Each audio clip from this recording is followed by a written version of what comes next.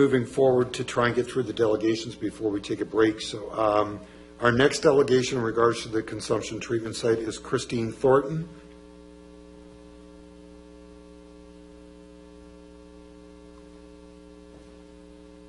Ms. Thornton, you've been here before. Once or twice. It is 8:30 at this particular time. You have 5 minutes for your delegation this evening. When you're ready, the floor is yours. All right. So thank you very much, Mayor and councillors, for having us all here today.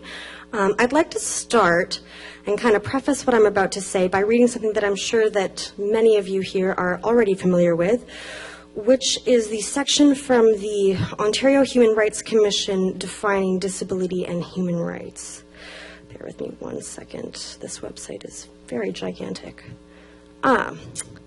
So it says, in terms of the definition of disability, disability covers a broad range and degree of conditions, some visible and some not visible. A disability may have been present from birth, caused by an accident, or developed over time. There are physical, mental, and learning disabilities, mental disorders, hearing or vision disabilities, epilepsy, drug and alcohol dependencies. And I'm going to stop there and then go over to our very handy City of Oshawa Diversity and Inclusion Plan, which I'm sure you guys are all very familiar with, which is a great thing, by the way, if you haven't read it.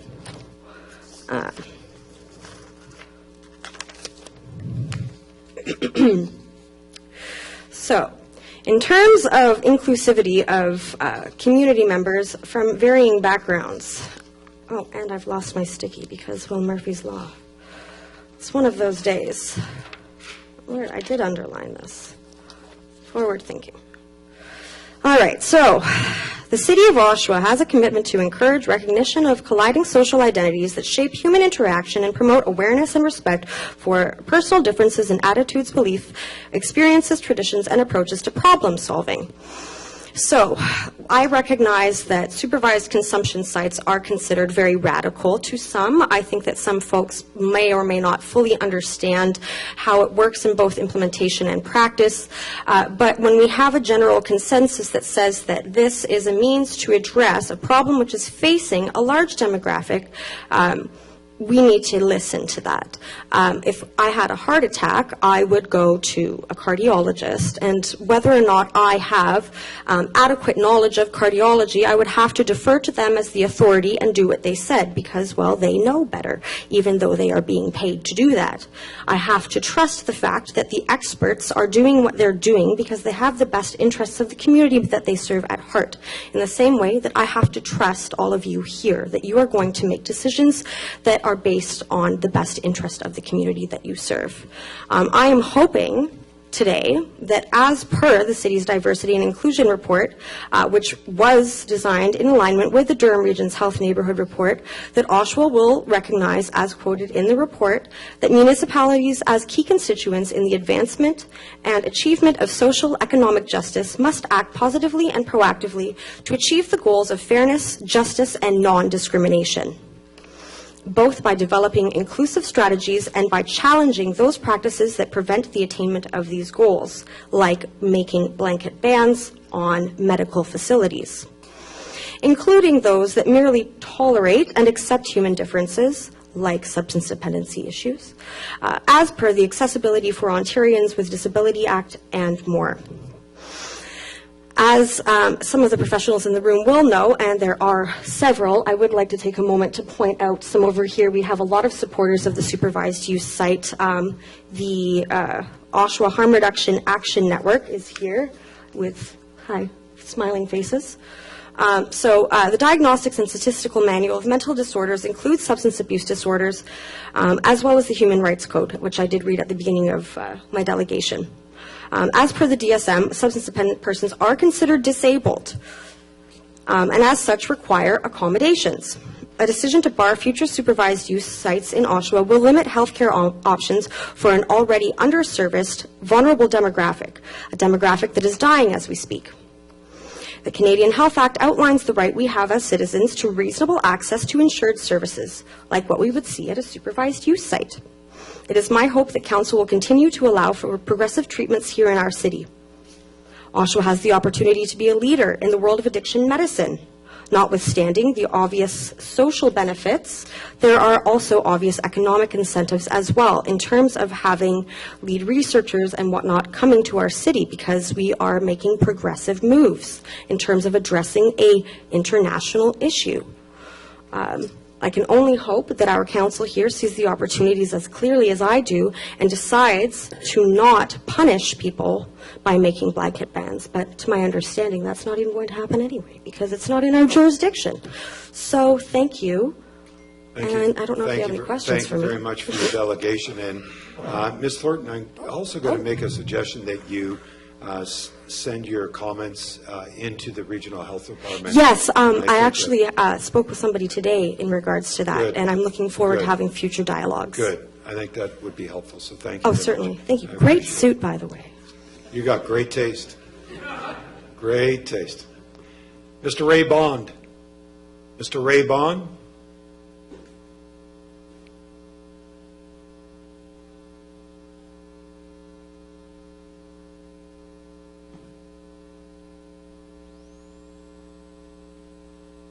Mr. Bond, good evening. How are you this evening, sir? Great, thanks. Good. Once you're ready, sir, your delegation is 5 minutes. It's 35 minutes to the hour of 9. You have My name's 5 minutes, sir. My name's Ray Bond. I'm from Durham Dignity for the Homeless. Very few municipalities seem willing to lobby for a solution that will actually work. Maybe it's a fear that designing programs that work more often might become an attraction for others who are lacking effective services in their own communities. After all, most of the regions do offer bus tickets to homeless people once their stay at the shelter is maxed out. And since homelessness is a regional issue and chronically homeless people are mostly addicted drug users, we are merely trying to offload some of our addicts onto other communities. We could do the right thing and put everyone in a long-term treatment center, but instead we pretend these facilities are too these facilities are too costly once it begins to attract others who are hopelessly waiting for a spot in real treatment. But it's actually cheaper if one is willing to include all of the costs associated with addiction into the statistics and not just the ones that complement the narrative, such as the $350,000 in crime-related costs that are caused by allowing an addict to continue this lifestyle. Sure, we have opioid task force and GAP meetings, but what good are those if people with my views are never told about the event? I visit homeless camps every day and even through homeless rallies at Memorial Park, and not one invite. I write articles and send emails to councillors on the regular, not one invite. And I get it. Politicians don't normally show up for work looking to elevate the opinions of the opposing voice. And the same would apply when selecting to invite to join in on the opioid task force, the GAP meetings, or any healthcare initiative. As a matter of fact, most of the problem solvers that come to the rescue in Durham region and beyond seemed hand-selected for their views on harm reduction strategies and the push towards mental health services. Well, I have news for you. There's a lot of us that don't believe in a lot of that crap. Even the grassroots organizations are no longer effective once they have to commit to their entire belief structures in order to remain financially secure in their respective fields.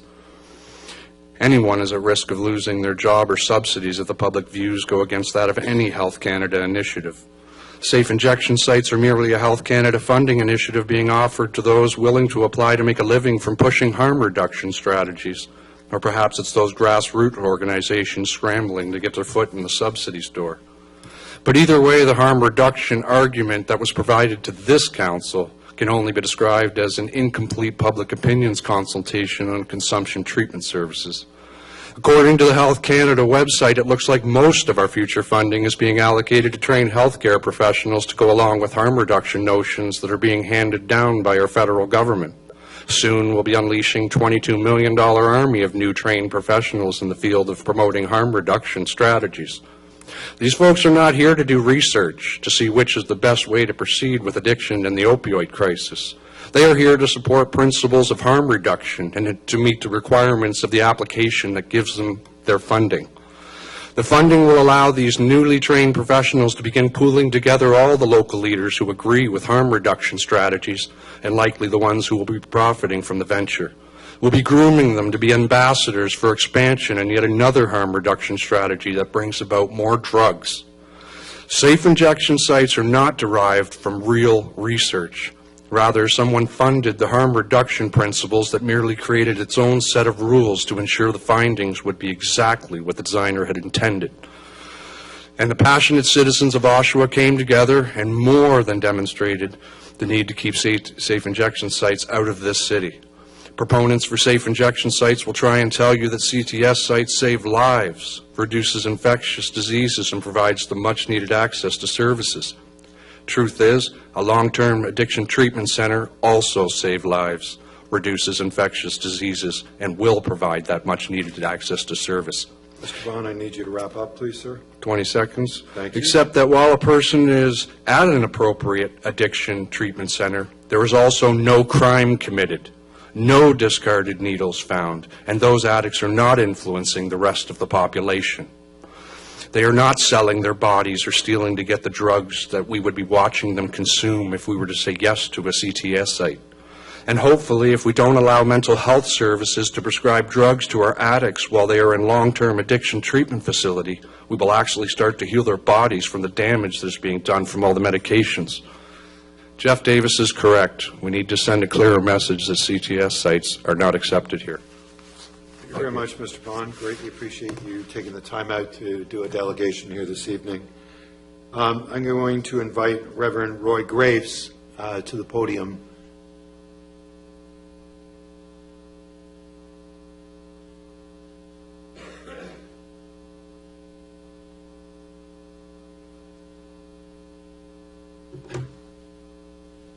Good evening, Reverend. It's good to have you here. Thank you very much for appearing here tonight. I think this is the first time you've appeared at City Council. Is that correct? Yes, it is correct. Okay. So, as you heard, you're here to speak to the consumption treatment site, and your delegation, we allow 5 minutes. So, when you're ready, sir, the floor is yours. As you indicated, this is my first time, so thank you, Mr. Mayor and elected council, for allowing me the opportunity to speak on the consideration and the potential re-proposal of a safe injection site. I kind of want to start off by saying I'm Roy Graves. I operate the First Life Foundation of Hope on Simcoe Street. I'm also an Oshawa homeowner, and I'm the owner-operator, president of First Line Enterprises. I'm also a former IV drug user and a drug addict who has been to, over the years, who has participated in 12-step organizations and multiple drug rehabs before I managed to make some of the changes in my life that have occurred today. There are many statistics out there, and there are many documents, and there are many professionals, but I want to let you know there is no safe way of injecting mind or mood-altering drugs into the body of a human being. Regardless of the intent with harm reduction, the best harm reduction is the removal of addiction and abstinence and recovery. I work with people every morning that come into our drop-in center, and then when I leave the drop-in center, then I go out every Monday to Friday to some of those homeless individuals in Oshawa that reside in tents and move from location to location. And while it may not be the initial problem, the common denominator that I see is addiction.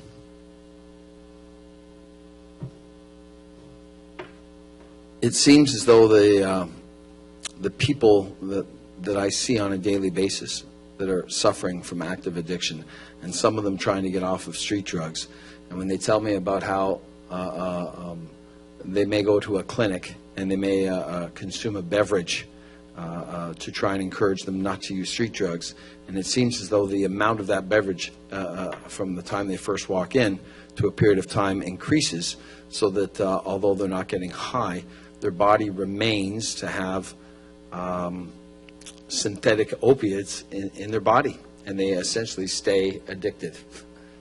And it's not until you get clean and you remove these things that those effects leave your body. It was only some years ago that, although it was primarily south of the Canadian border, we heard of things like war on drugs and just say no to drugs. Somehow that has evolved to the legalization of marijuana, a major industry of pharmacists receiving $6 a day for every client they're taking care of, with people going to methadone clinics who stay on methadone for years and in some cases decades. I have not yet met one person at our drop-in center in Oshawa who indicated that they started a methadone treatment program, and within 6 months they were down to a minimal dosage and they were on their way to assuming recovery. That's just not the case. So is there a possibility, and now considering a safe injection site, that what will happen when you come in and the trained staff determines that the drug that you have is not that safe and that it has traces of fentanyl in it, and if you use this drug, you may die. So perhaps we might provide you with a more safer version of a synthetic opiate, all the while ensuring that many of our addicts are consuming products that are manufactured by pharmaceuticals, benefiting economy in many different ways, and ensuring that these are taxed substances. Reverend, you're going to have to forgive me for this, but I need you to wrap up. 2 minutes to extend, please. There's a motion for an extension of 2 minutes, moved by Councillor McConkey, second by Councillor Giverson. All those in favor? Opposed? That's carried. Addiction affects people from many walks of life. Having said that, with our homeless people here in Oshawa, oftentimes we hear about concerns for assisting them and the lack of funds and resources. Recently, over the last 4 to 6 weeks, this city has probably spent somewhere in the neighborhood of $50,000 to $75,000 in the efforts to enforce and relocate homeless individuals, sending in bobcats, flatbed trailers, municipal by law enforcement in Durham region. Just this morning when I went in to feed some individuals, there was approximately 12 individuals who were evacuating a location, and there was no less than approximately 8 to 10 Durham region police officers and municipal bylaw officers, plus a full work crew. And that wasn't the first time that they were at that location. Perhaps some of these resources could be better allocated into many ways to help improve addiction, making the supply of drugs more difficult. I am located at 253 Simcoe Street South, and for the first 4 months of our occupation, there were 70 people a day walking up and down the stairs to the residential apartment at the back of our unit purchasing crack cocaine. And everybody in the streets of Simcoe knew it, including the Durham Regional Police Officer. Why weren't those people that were selling these drugs arrested? If we make it harder for these addicts to get drugs, perhaps sometimes when they withdraw, they'll get to a point of saying, I'm sick and tired of being sick and tired, and I need help. In closing, thank you for the extension. If this safe injection site comes up again, for those of you who voted in favor of it before, I would implore you to consider and to change your mind.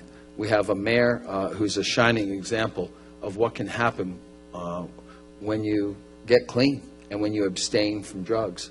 I don't see many people on Bay Street going for a methadone drink every day. I don't see many successful business owners walking into a CTS site.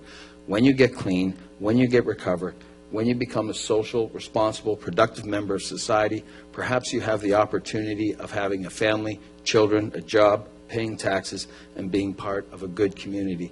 And I believe we have the potential to make a lot of these things happen here in Oshawa. Thank you. Well said. Thank you very much for your delegation this evening, and thank you for your work in our community. Our next delegation is Alexa Kauffman. Oh, here you are.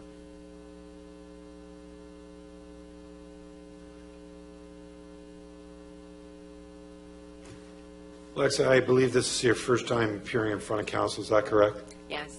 So welcome to City Hall, and thank you very much for taking time out to be with us this evening. Your delegation time is 5 minutes, and when you are ready, the floor is yours. Oh, could you press that green button? No, again? One more time. Can I get it? Oh, There! Yay, me. So I am here tonight because I represent the private sector. I am a builder and developer in Durham Region, where I've built and developed under anonymity for the last 15 years, and in the last 6 months that no longer will be my case. And now I'm front and center as part of the gentrification of the city of Oshawa because I believe in this city. I believe in its greatness. I believed in Durham Region 15 years ago when no one else did, and we started moving from Toronto out here with our investments and our investors, and we are now pivotal and working with other partners and developers in actually gentrifying the city. I'm also a builder of alcohol and drug rehabilitation facilities. I believe in the long-term holistic goal of getting people clean, keeping them clean, and giving them the proper tools they need to be successful.